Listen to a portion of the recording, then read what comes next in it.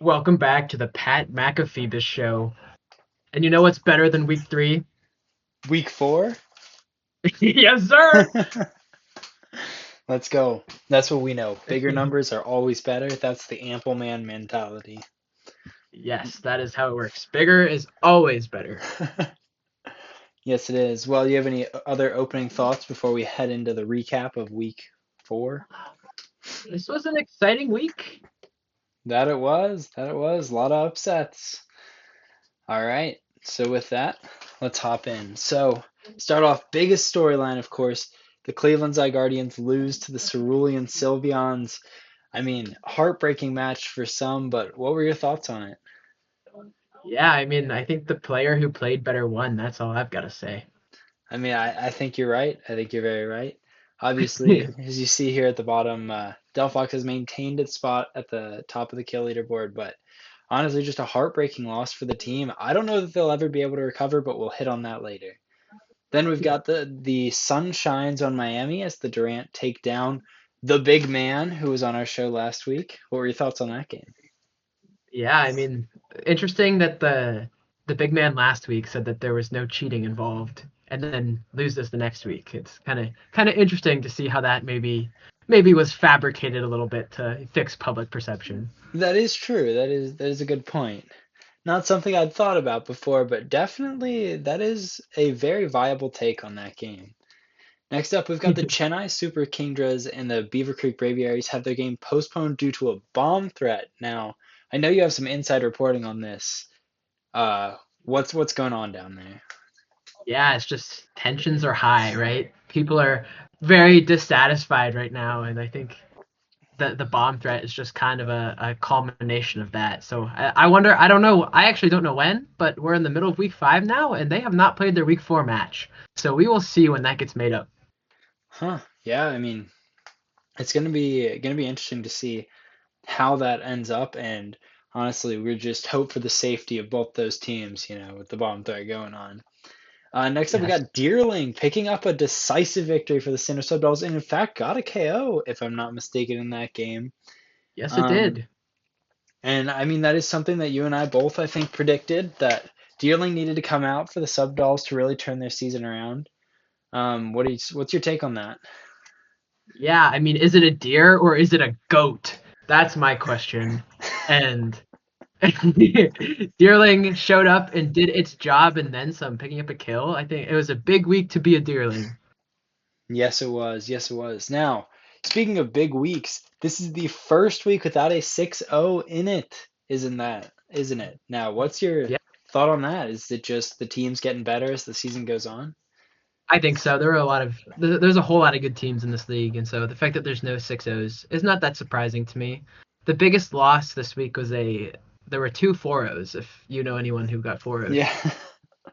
Well, we do, and we'll certainly hit on those later in this show. And finally, the Florida Bulldog remain undefeated after defeating the Columbus Clodsires. Um, I mean that's I don't know how many people had them finishing as the final undefeated team in the regular season, but I think that's pretty big. What are your thoughts on it? Yeah, I watched that game right before this, and there I think the final turn was a roll. It was a 1-0 victory, and so the Florida Bulldogs stayed strong and picked up the win when it really mattered. Yes, and an amazing win for them. And so with that, we'll move on. Uh, We're week 4. That's halfway through yeah. the season. So I went online and found the cringiest "don't quit halfway through" memes that I could find. No, I like it. Yeah, we're halfway through. I mean, a little sad to be halfway through the podcast. I guess maybe we'll have a little more than half. We're a little less than halfway if we keep going for the playoffs, but this Yeah, is I hope you guys have been liking and subscribing on every single video, to just keep this podcast coming back. Right. yeah, I heard cool people do that. That's what I heard too. That's what I heard too. Now, next up, we got the standings, and Skylar, I know you wanted to talk about these after the Zygardians and the Latias lose. The top two teams drop. Yeah, two big movements there. Um, There's just a lot of shuffling around on the score on the leaderboard here in general. Is there anything, David, that really stands out to you?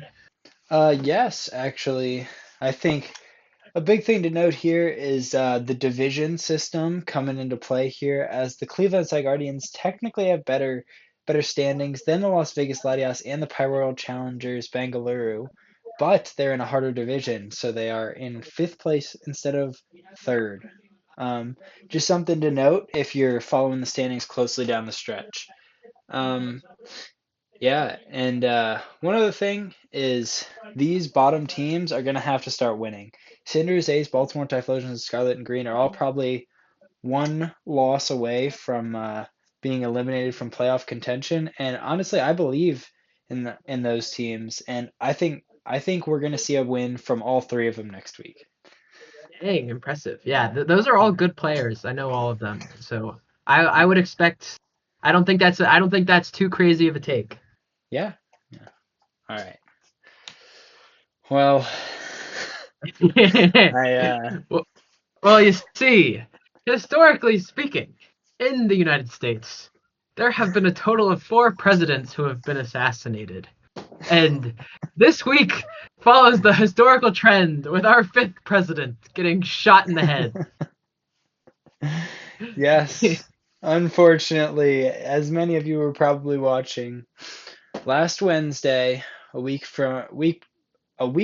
before we recorded this, our heroic President Butts was shot dead in a tragic game in which he played. Honestly, I won't even sugarcoat it. He played terribly. It was honestly one of the worst performances I've ever seen out of the guy, and I think the Zygardians might have to look for a coaching change. Now I know I'm gonna get a lot of hate in the comments for saying that. There's gonna be a lot of backlash. But look, after I see a game like, I mean, it's like Tom Coughlin. He won 2 Super Bowls, sure, but once you saw he didn't have it anymore, the Giants just had to move on. And I think it might just be a similar situation here. We'll have to see how the rest of the season goes, but I'm not optimistic. What are you thinking? Yeah, I think mid-season parades are maybe a big waste of time. I think you could have been the Guardians could have been working on their craft a little bit more, practicing, but instead they were driving around in their parade and it They caught up to were. them a little bit. It did. That open top car was not the move. I mean, it's just a tough look for the Zygardians. I mean, it is a tough blow to have that midseason assassination, but It would have been a good day to be wearing your Rocky helmet. that's for sure. That's for sure. All right. And yeah, it's just, I mean, this graphic just says it all. Hard work beats talent when talent fails to work hard. I mean, many experts are saying that the Zygardians have the most talented roster, but just, that the coach couldn't get his players out there. He couldn't get them to work hard, and he didn't make the right decisions out there. And there was hard work from the other team. I mean, it was honestly incredible to see a kind of an underdog story where they just outwork their opponents. And Yeah, I yeah, think the Zygardians, I think they have more talent on that roster than the other team, but the other team wanted it more, and at the end of the day, that's what matters. they did. That's for sure. That's for sure. All right, and I know you definitely got a kick out of this game. So, do you want to talk about what happened with AB de Villers, the Sneasler? Yes. Well, there's an old adage in Pokemon: when there's a Sneasler, there's a way. Back against the wall, this looks pretty over for the Sneasler. For What if sure. I told you this resulted in a 2-0 victory? No, I wouldn't believe you. Dire Claw does its thing. Dire Claw hits you, Dire Claw sleeps you, and sometimes that's all she wrote. Yep, I watched this game actually. It was incredible. I mean, that Sneasler just didn't want to lose, and it was well trained. And I'll tell you what, we're talking about coaches inspiring their players. This player was inspired by its coach. I mean, this Sneasler clearly knew what it took to win and just did it. I mean, that's all I saw. Yeah, I heard that game was electric. Yeah, for sure, it was. Um, yeah, and I mean, just as you can see, there's a lot of love from the Challengers fans about their Sneasler. When you love your Sneasler a lot, your Sneasler does good things. That he does. That he does. We saw an amazing performance out of him. Honestly, something I think the Zygardians can learn from. Kind of a toxic fan base, if I'm going to be honest. But maybe their maybe their Pokemon would perform better if. Sorry, I'm just kind of I shouldn't say this kind of stuff. Anyway, on to the next topic. So, as we covered last week, the Screamtail PED scandal was a developing story, and we've had some additional developments. Skylar, do you want to touch on them? Yeah, after Screamtail beat the league commissioner this week, he reported to us that Screamtail is going to receive a suspension here. Um, Screamtail was caught with Pokérust pills in their house. And Oh as many of my. you know, Pokérust was banned in Gen 9. That's honestly insane. I mean, it's just you think our game is almost sacred, that you wouldn't do that kind of stuff, but then you just see people like this who just they can't respect the game. They can't respect that other Pokemon are just putting in hard work while Screamtail's sleeping and Screamtail just feels like he's gotta make up for it with these Pokérust pills. And it's honestly unbelievable, and this suspension is 100% warranted. Absolutely. Don't beat the commissioner and then get surprised when the commissioner comes sniffing. That, that's what I'm saying. I mean, and I have heard reports. They're saying that the people of the Miami Durant fan base, they're saying, "Hey, this is this stuff that everybody does. Like everybody's got these Pokeros pills. It's not fair. They're only coming after us because we beat the commissioner." But all I have to say about that is just don't cheat, and the commissioner won't have anything to come after you for. Exactly. That's well said. Thank you, thank you.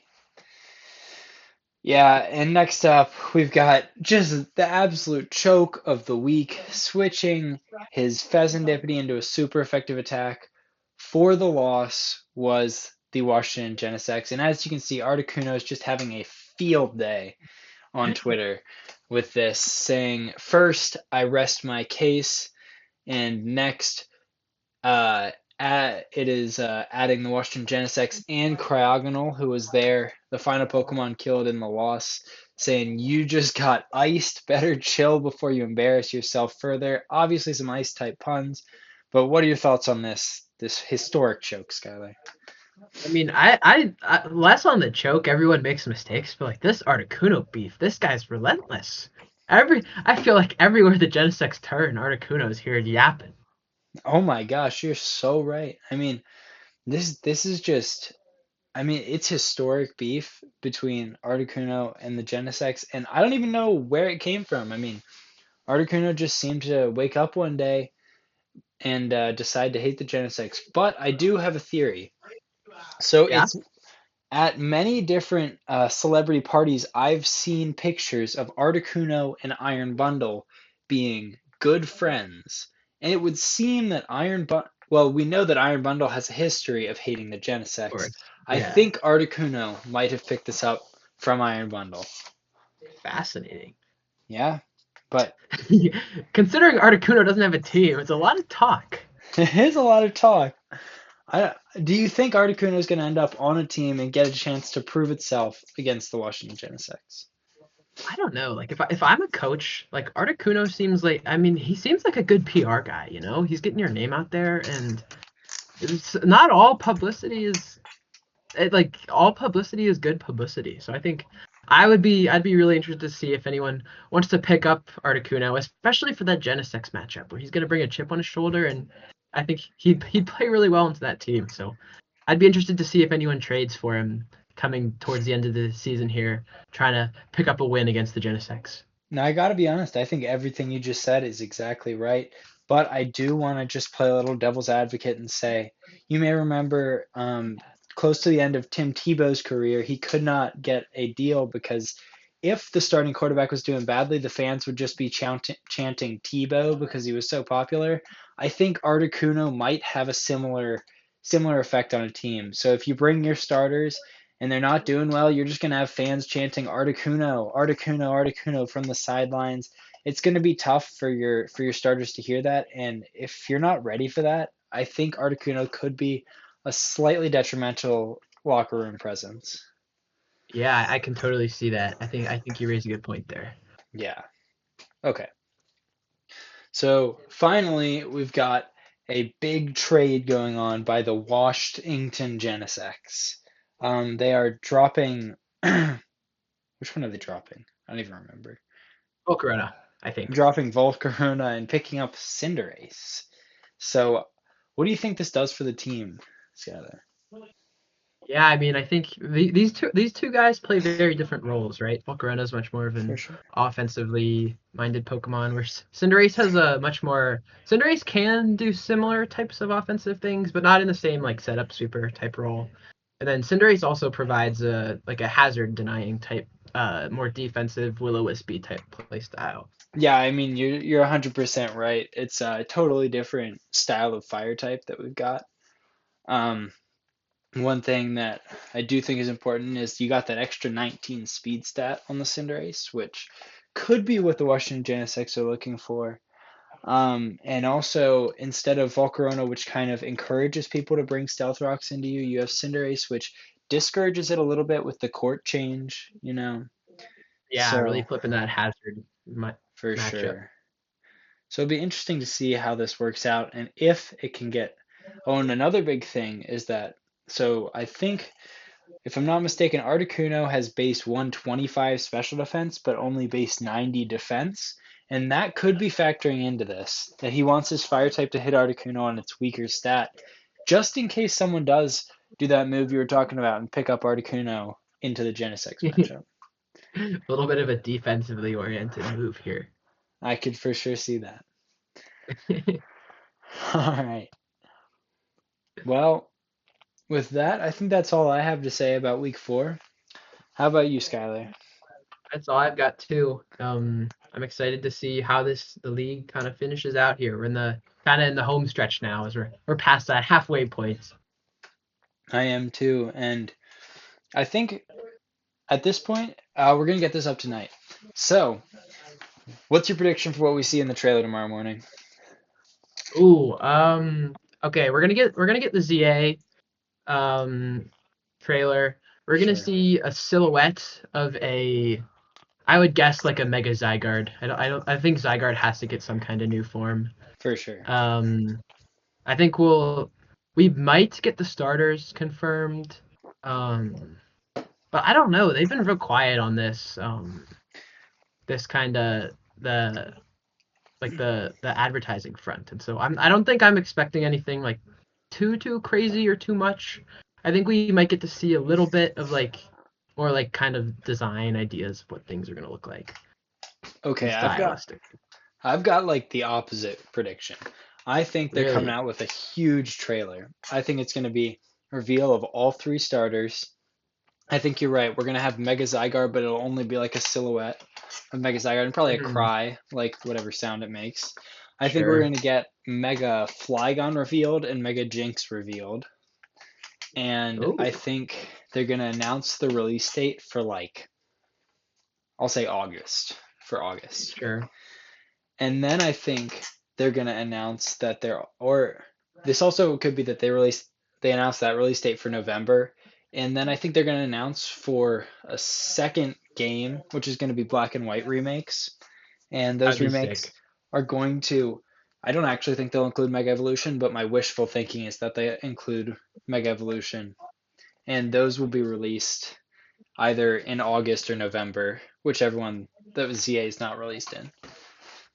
So Um, you think it'll be a black and white three rather than like a I th- brilliant white shining I think shining that black? if I could pick, I'd rather it was Black and White 3, but I think they'd probably do brilliant, brilliant white and shining black. Sure, just port the old games over in a weird 3D format. It'll literally be Brilliant Diamonds and Shining Pearls engine, but just black and white. Yeah. I'm kind of Yeah. down actually. Loki, I think I'm kind of I kind of liked the Yoka game, which is maybe my hottest take you'll hear on the show. But I mean, I would like anyone who disagrees with him to definitely get in the comment section and let us know. A lot of comments. Honestly, probably like the video. That really lets us know you're mad. Uh, Yeah, just really just take it out of that like button. yeah, really, and honestly, go to all the other videos on this channel and click the like button too. Probably subscribe. Just yeah, but also for sure, let us know your predictions for the trailer in the comments section. Um, or come back after the trailer's already out and say what happened in the trailer so you seem extra smart is also an option. That's a great idea. All right, but with that, I think I have said everything. Skylar, you have any closing remarks? Yeah, thank you everyone for watching. We really appreciate your time, and we'll see you next week in week 5.